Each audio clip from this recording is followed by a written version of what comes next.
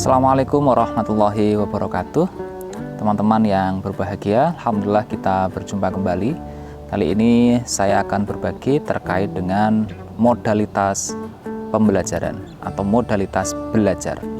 Jadi modalitas belajar itu kalau kita tafsirkan atau semisal kita definisikan, modalitas belajar adalah dari mana pengetahuan itu masuk ke dalam tubuh kita. Nah, begitu. Jadi atau melalui panca indera apa pengetahuan atau ilmu itu masuk ke dalam tubuh kita, ke dalam diri kita, begitu ya.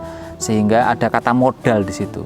Jadi modale kita kondi, begitu ya. Jadi kalau ada pengetahuan terus kemudian masuk ke dalam diri kita, baik itu di pikiran atau nanti pada akhirnya kita amalkan, itu melalui panca indera yang mana? Itu modalitas pembelajaran atau modalitas belajar. Nah, ada beberapa modalitas belajar, begitu ya. Yang pertama adalah visual. Visual ini adalah cara belajar atau pengetahuan itu masuk ke dalam diri kita melalui indera penglihatan atau indera mata, begitu. Jadi kalau orang yang mempunyai modalitas belajar visual ini biasanya lebih sering membaca, lebih suka membaca, begitu. Lebih suka menggambar. Nah, begitu. Lebih suka melihat poster, lebih suka melihat sesuatu secara langsung, begitu. Itu visual, begitu. Lalu kemudian modalitas yang kedua adalah modalitas audio. Nah, ini biasanya orang kalau punya modalitas audio ini lebih senang mendengarkan sesuatu daripada melihat, begitu. Jadi modalitas audio ini masuknya pengetahuan melalui panca indera telinga kita, begitu. Jadi orang itu kalau suka dengerin musik, begitu ya, lalu kemudian suka dengerin tilawah dan langsung maknyes nyantol di dalam pikiran, itu biasanya dirinya lebih cenderung mempunyai modalitas belajar audio, begitu.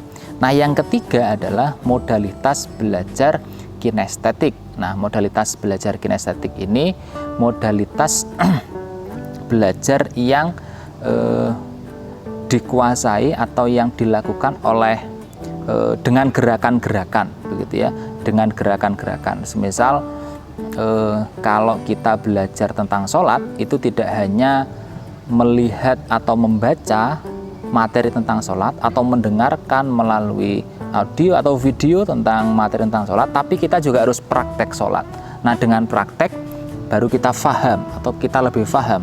Nah, itu kinestetik, begitu. Jadi kinestetik itu orang kalau punya modalitas belajar kinestetik itu kadang-kadang dia tidak cukup hanya mendengarkan atau membaca, tapi dia juga harus mempraktekkan sesuatu itu, sehingga dengan mempraktekkan sesuatu itu dia akan lebih paham, dia akan lebih menguasai. Nah, itu.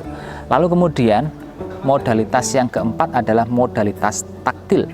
Modalitas taktil ini yang berperan adalah indera kulit dan penciuman.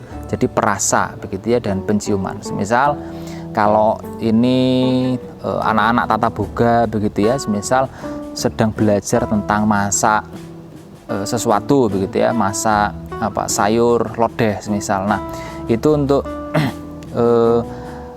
mencium baunya itu apakah sudah matang atau belum, itu kan menggunakan hidung ya. Nah, berarti kan pengetahuan itu masuk melalui hidungnya. Nah, itu takstil, begitu. Atau kalau kita belajar tentang panas dan dingin, lalu kemudian nyentuh sesuatu, lalu kemudian pengetahuan tentang panas dan dingin di sesuatu itu masuk ke dalam diri kita, kita merasakan, nah itu namanya takstil, begitu. Jadi tadi yang pertama ada visual, yang kemudian ada audio, lalu kemudian kinestetik, lalu kemudian ada taktil, begitu ya. Nah, teman-teman semuanya, setidaknya 4 modalitas pembelajaran ini itu menyadarkan kepada kita bahwa ada beragam karakteristik atau kecenderungan yang dimiliki oleh peserta didik kita di dalam kelas. Jadi mungkin sebagian peserta didik kita modalitas belajarnya visual, mungkin juga sebagian yang lain audio, begitu. Mungkin juga sebagian yang lain kinestetik, begitu. Sehingga kalau kita sudah punya kesadaran bahwa ada kecenderungan yang beragam di dalam diri peserta didik kita, maka konsekuensinya ketika mengajarkan sesuatu, kita harus banyak menggunakan variasi-variasi metode pembelajaran atau variasi strategi pembelajaran yang mengakomodir beragam modalitas belajar yang dimiliki oleh peserta didik kita. Jadi saya kasih contoh, semisal kita tidak bisa hanya kemudian memberikan paper lalu kemudian menyuruh peserta didik kita untuk membaca lalu kemudian pembelajaran itu selesai. Nah, bagaimana kalau kemudian ada peserta didik kita yang modalitas belajarnya audio? Tentu kesusahan, kecenderungannya audio, tentu kesusahan, begitu ya. Maka seminimal mungkin dalam proses pembelajaran itu harus ada unsur audio visualnya. Jadi kalau ada materi secara visual di dalam slide PowerPoint atau di papan tulis, tapi setidaknya PowerPoint itu harus dijelaskan. Materi yang ada di dalam papan tulis itu harus dijelaskan, sehingga visualnya di papan tulis, visualnya ada di slide PowerPoint, tapi ada penjelasan secara audionya dari seorang guru atau pendidik. Nah, itu minimal yang harus ada di dalam proses pembelajaran, sehingga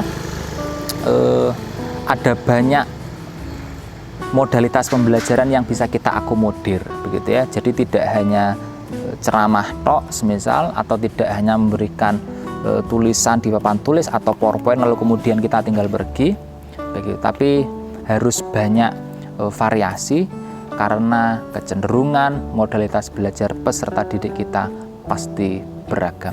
Mungkin itu yang bisa saya sampaikan. Terima kasih. Assalamualaikum warahmatullahi wabarakatuh.